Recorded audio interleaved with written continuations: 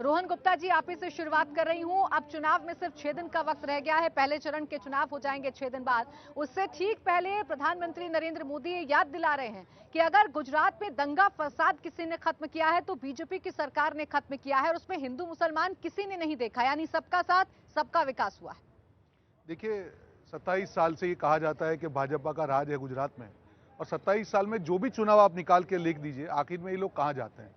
उनकी मजबूरी है। कल उनके एक मंत्री ने कहा पाकिस्तान भी आ गया। ये क्यों हो रहा है? अगर आपने 5 साल काम किया है तो आप अपने काम गिनवाइए। अब तो डबल इंजन बोलते हैं, एक ऐसा इंजन जो 27 साल पुराना है, ज्यादा डीजल खाता है और एवरेज कम देता है। अगर डबल इंजन भी है तो मोरबी जैसे कांड होने के बाद भी, कल हमने देखा, परसों उसका FSL रिपोर्ट आया, आप वो रिपोर्ट देखेंगे कि जिस प्रकार की, मैं कहूंगा कि हत्याकांड है और आज तक कोई एक्शन नहीं लिया गया। ऐसी सरकार कौन से मुंह से जनता के सामने जाके भाषण दे रही है? कभी तो मोरबी के लिए एक शब्द बोल दीजिए।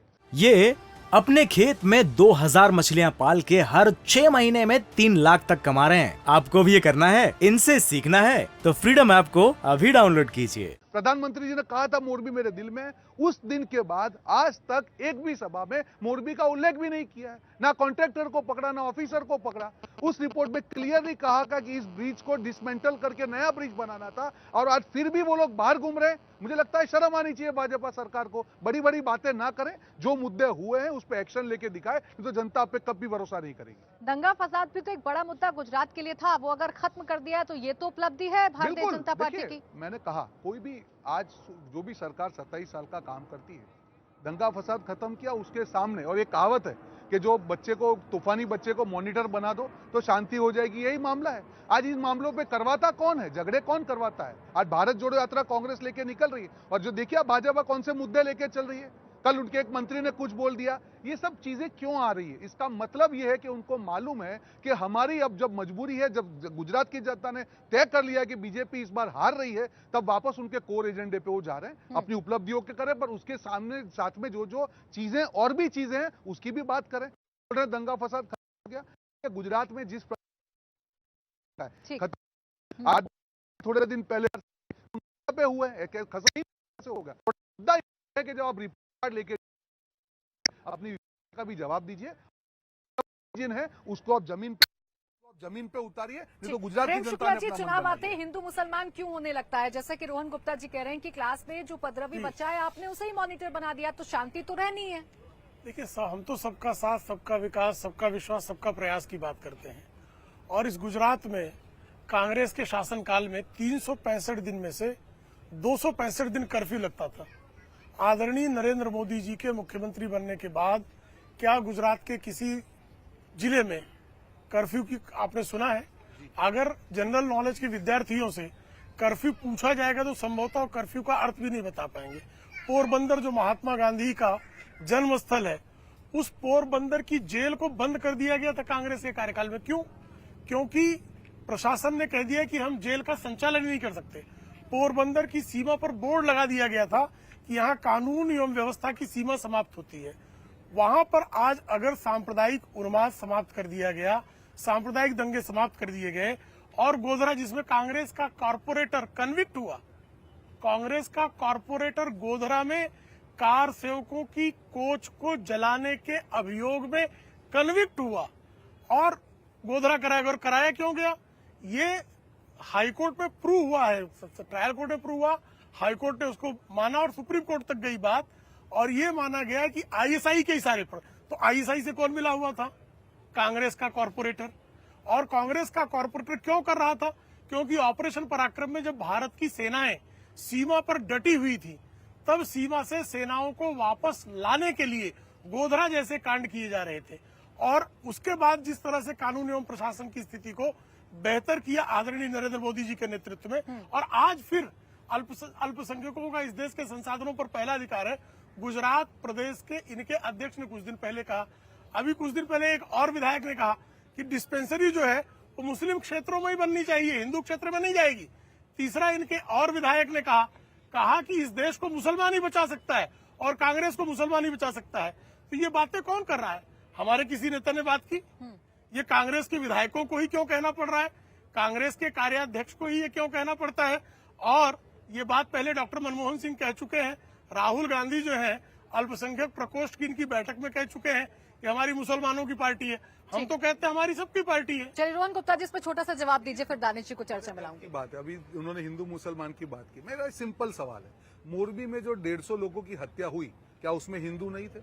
75 लोग जहरीली शराब से मरे, उसमें कितने हिंदू थे? जरा प्रेम शुक्ला जी जाके जरा गिन लीजिए। हिंदुओं की बात आपके मुंह से शोभा नहीं देती है। सिर्फ वोट बैंक की तरह उपयोग करने में हिंदुओं का नाम मत लीजिए, कुछ करके दिखाइए। जो किसान आत्महत्या कर रहे, क्या उसमें कोई हिंदू नहीं है? जो महिलाओं की जिस प्रकार से यहाँ पे हर रोज 4 रेप होते हैं गुजरात में, क्या उसमें कोई हिंदू नहीं है?